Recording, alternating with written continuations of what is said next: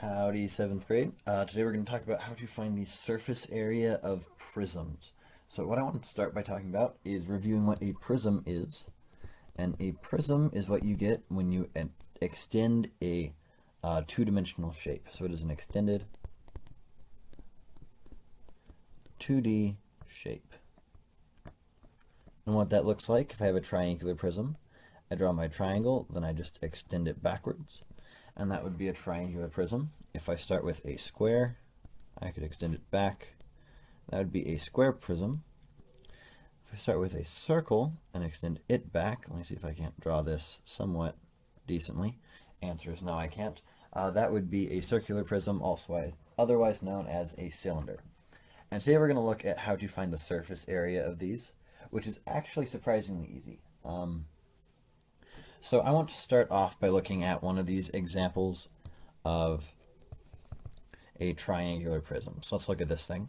We're going to say I have a wonderful triangle with, and draw it a little bit bigger so we can see that. Sorry about that. Just going to draw a triangle. There we go. I'll be able to see.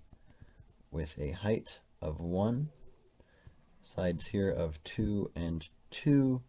And to make this make sense, the bottom here is going to also be 2. That'll work.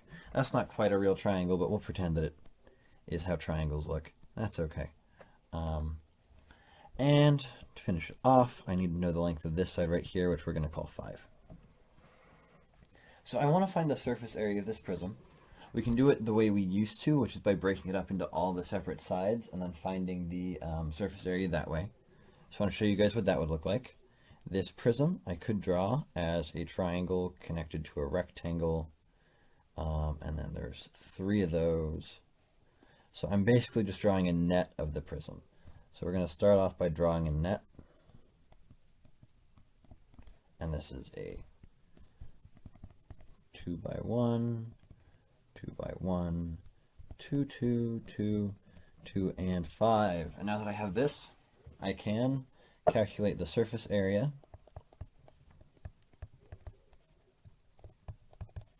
of all shapes in my net. So let's go ahead and do that. Calculate the surface area of all these shapes.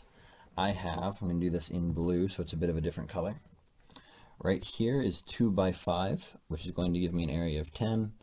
This is 2 by 5, which gives me 10. 2 by 5 gives me 10. This triangle up here is 2 by 1, which I then have to divide by 2 because it's a area of a triangle. 1/2 base times height. So if this is 1/2 times 2 times 1, that would be just 1 here. And same goes for this side. So I would add all those up for my third step. Add them up.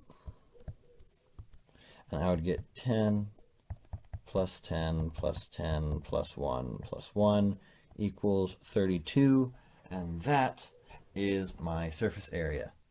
So that's the old way, and I'm going to label it as such. Old way. That's how we learned about surface area, is that we break it apart into all the surfaces, find the area, add them back up. It kind of makes sense, but there is an easier way. So what I'm going to do is I'm going to look at this same prism a little bit differently. Instead of thinking about it as a lot of different shapes, I'm going to think about it as 3. I've got my 2 ends, an end here and an end here. And then I have my 3 sides, which is where it extends to, which we're going to call the lateral sides. So those are called the lateral sides, all these big math words, bunch of fun.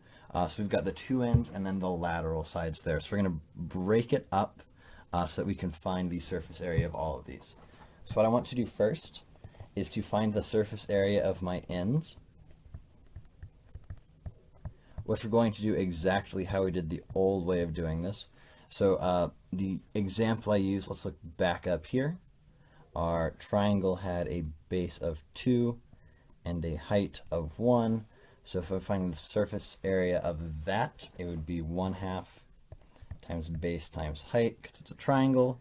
My base is 2, my height is 1. 1/2 times 2 is 1, times 1 is 1. And then my other end would also be 1. So I'll do that twice. And now I need to find the surface area of my lateral sides. So finding the surface area of my lats. I'm not going to the gym, I'm just playing with prisms. So finding the surface area of my lats, what I'm going to do, this should be a 2. There we go, is we are going to start by finding the perimeter of my shape.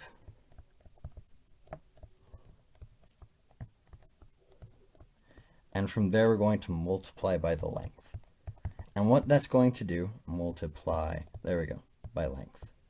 Looking up, let me fix that, that looks awful. L-E-N-G-T-H, length, there we go. Is if we look up at this triangular prism, what the surface area is of these lateral sides is going to be the same as my perimeter, which is the distance around this triangle going backwards. So we're going to take that perimeter and we're going to draw it back the entire way, all the way around, and that's going to give me the surface area of all of these lateral sides. So if I find my perimeter of this triangle here, let me get rid of all those wonderful lines I just drew. There we go. We know that this triangle is 2, 2, and 2, so the perimeter of that is the distance all the way around, which is 6, and then I just have to multiply by the depth. I know my depth is 5, so I would do 6 times 5 equals 30. Then I have my 30 plus my 2 sides, which were 1 and 1, is going to give me 32, which is exactly what we got the old way up here. Look at that, 32. But now we did it in a lot less steps. So we're just using this lateral surface area so that we can skip a lot of the different shapes and not have to make as complicated a net. So we're going to try this one more time using a rectangular prism, see what happens. And then we're going to try something a little bit more fun with a cylinder, and we'll be good to go. So for this quick example, I have my rectangular prism, and I'm going to have a rectangle here with sides 5, 2, and a depth of 10. So what I want to do is to start by finding the surface area of my 2 sides. So my sides are going to be 5 times 2 and 5 times 2, which is 10 plus 10 is 20. So the surface area of my sides is 20. Then I want to find the perimeter and multiply by the depth. So the perimeter of my side is 5 plus 2. I'll do this in a different color. 5 plus 2 is 7, plus 5 is 12, plus 2 is 14. So I have a perimeter of my side there of 14. Then I'm going to multiply it by my depth, which is 10. And that's going to take up this entire area here and find that surface area. So my perimeter was 14 times my depth is 10 is 140. And I just have to add that to my side length. I have 140 plus 20 is 160. And we have one more real quick example to do, which is my cylinder. So my last example is going to be a cylinder, which is essentially a circular prism. And I'm going to say that this has a radius of 2 and a length of 5, just to make my life a little easy. And so I know that my area of a circle is going to equal pi r squared. If r is 2, r times r is 4, which is going to give me 4 pi. Now I also know that my circumference, which is the same thing as my perimeter, so when we have circles, we don't think perimeter, we think circumference, and that is going to be equal to 2 pi r, which is also 4 pi. That's nifty. So I want to take my area of the sides, which is equal to 4 pi plus 4 pi, and then I want to find my lateral area, which is going to be the circumference, 4 pi times the length, which is 5, which is going to be 20 pi. My area of my sides is 4 pi and 4 pi. If I have 4 pi's and 4 pi's, I end up with 8 pi's. Then I add those together. 8 pi plus 20 pi equals 28 pi, and that would be my answer. The surface area of that cylinder would be 28 pi. We're done, good to go.